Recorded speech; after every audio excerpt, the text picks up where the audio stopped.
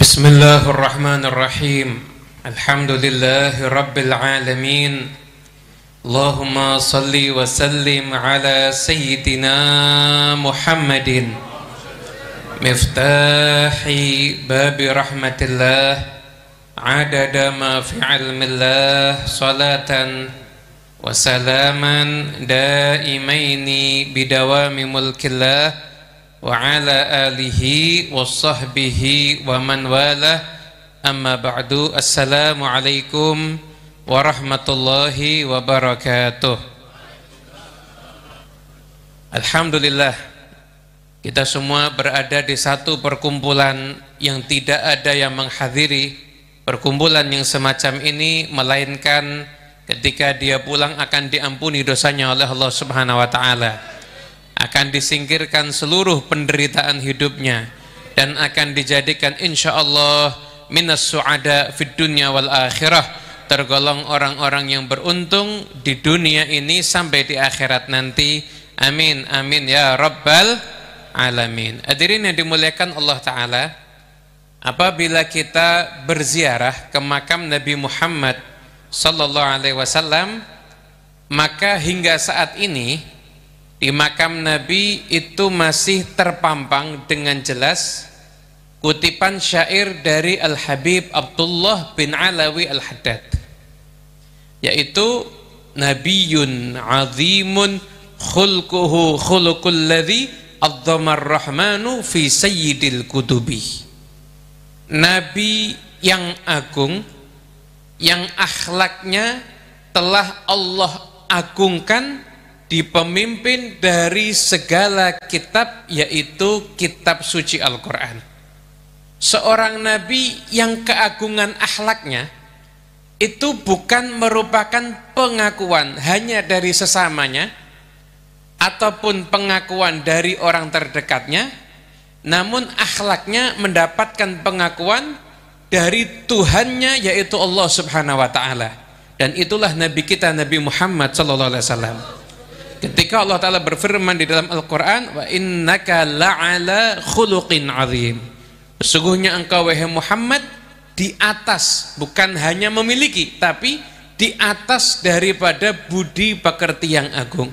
Itulah sosok Nabi yang kita cintai ini, Nabi Muhammad sallallahu alaihi wasallam. Seorang Nabi yang memiliki asyarafud dzati, yang kemuliaan itu kemuliaannya bukan karena sabab. Jadi kemuliaan Nabi itu bukan ada embel-embel karena, tapi kemuliaan Nabi itu betul-betul kemuliaan yang dari zatnya Nabi, yang mana segala sesuatu yang justru terkait dengan Nabi maka otomatis itu akan menjadi mulia. Al-Habib Ali bin Muhammad Al-Habsyi, tadi qasidah yang dibaca, dulu beliau tergubah, terbetik ingin mengungkapkan satu syair untuk cinta pada Nabi. Beliau mengatakan, manahatka sofwal widad ayyamu, hari-hari menganugerahkan kepadamu kejernihan cinta.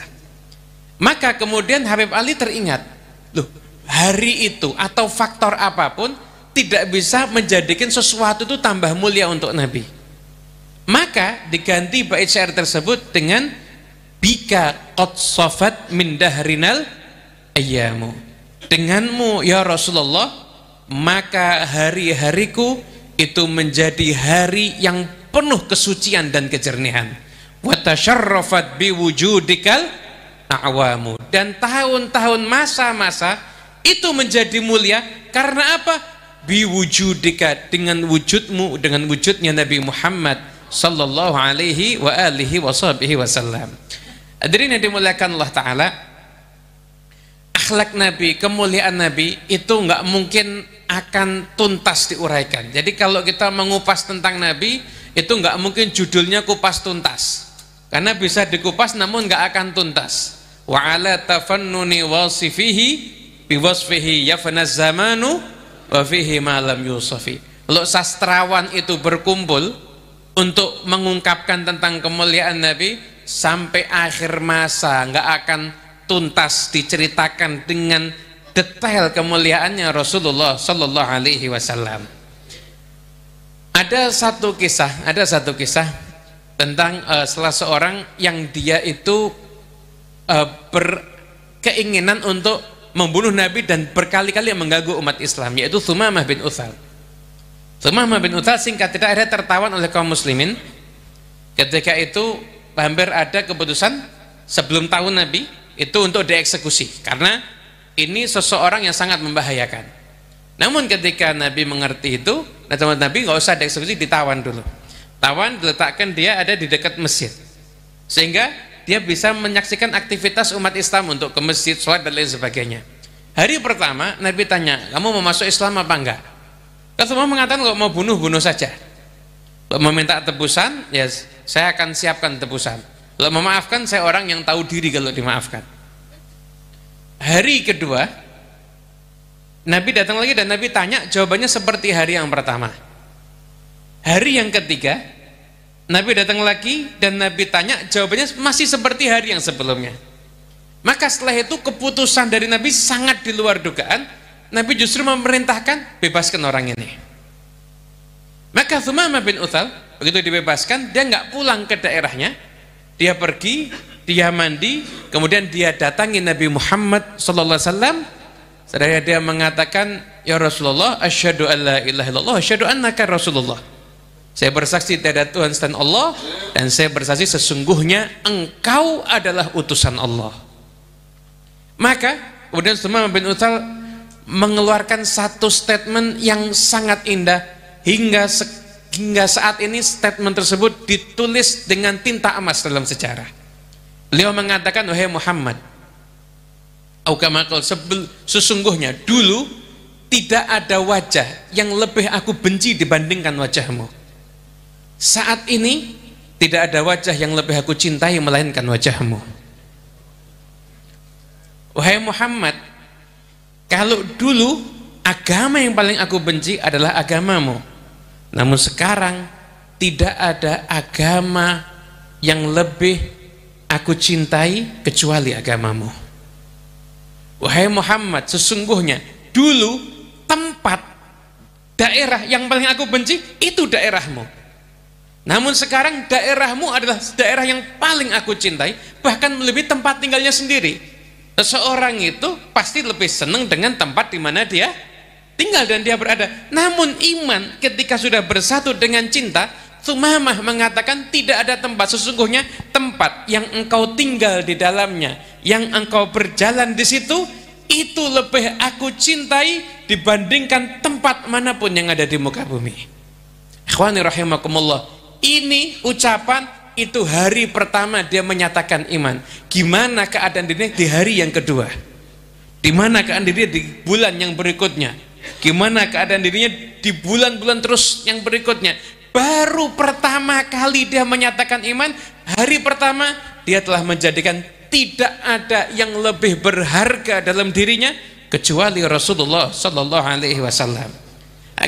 Ketika iman udah bersatu dengan cinta, maka cinta itu akan menjadikan Nabi Muhammad SAW itu lebih unggul dibandingkan segalanya. Syaibah bin Uthman, seseorang yang ketika Fathu Makkah berpura-pura masuk Islam. Setelah Fathu Makkah terjadi perang Hunain melawan suku Hawazin yang ketika itu akan menyerang umat Islam. Ketika perang Hunain ada satu kondisi di mana kaum muslimin itu sempat terpojok dan sebagian banyak yang lari. Maka Syaibah bin Uthman di momen itu dia udah menyatakan ikrar Islam, namun di momen itu dia teringat-ingat ada keluarga-keluarganya yang mati terbunuh di kala peperangan melawan umat Islam saat itu. Maka muncul dendam dalam dirinya dan dia tiba-tiba berkeinginan, saya harus membunuh Muhammad. Maka dia cari posisi, dia mau ambil dari sebelah kiri Nabi, masih ada yang mengawal Nabi.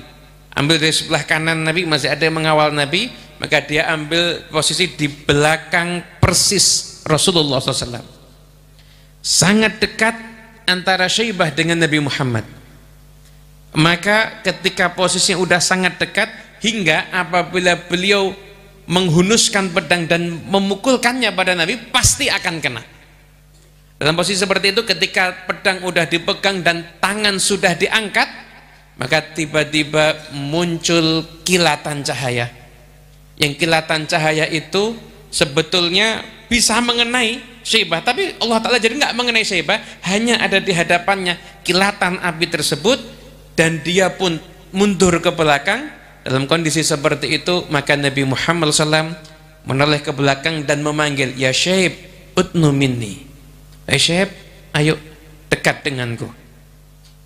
Anda bayangkan Nabi SAW bersikap kasih sayang, bersikap rahmat.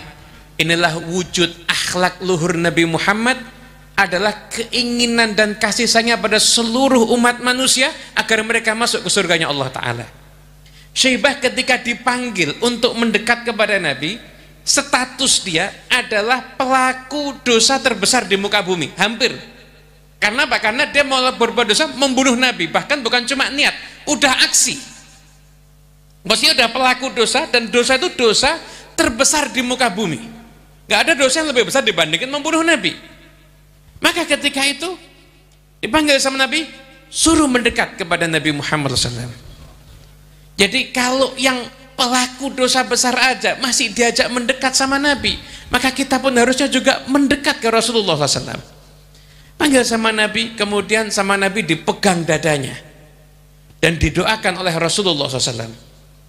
Maka begitu Nabi mengangkat tangannya, kata Syaibah, demi Allah, begitu Nabi mengangkat tangannya dari dadaku, Rasulullah SAW lebih aku cintai melebihi pendengaranku, penglihatanku, dan apapun juga.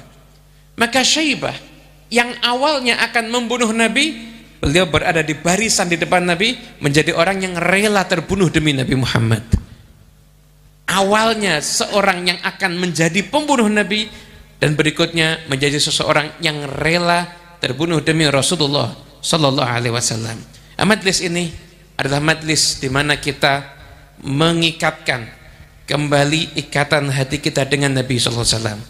Insya Allah kita hadir di tempat ini, kita baca maulid Nabi, kita juga berharap keberkahan dari Sahibul Maqam Al-Habib Alawi bin Segaf Al-Segaf. Insya Allah kita nggak akan pulang sia-sia. Sebagaimana Syaibah, kita akan dijadikan orang yang dekat dengan Nabi Muhammad SAW.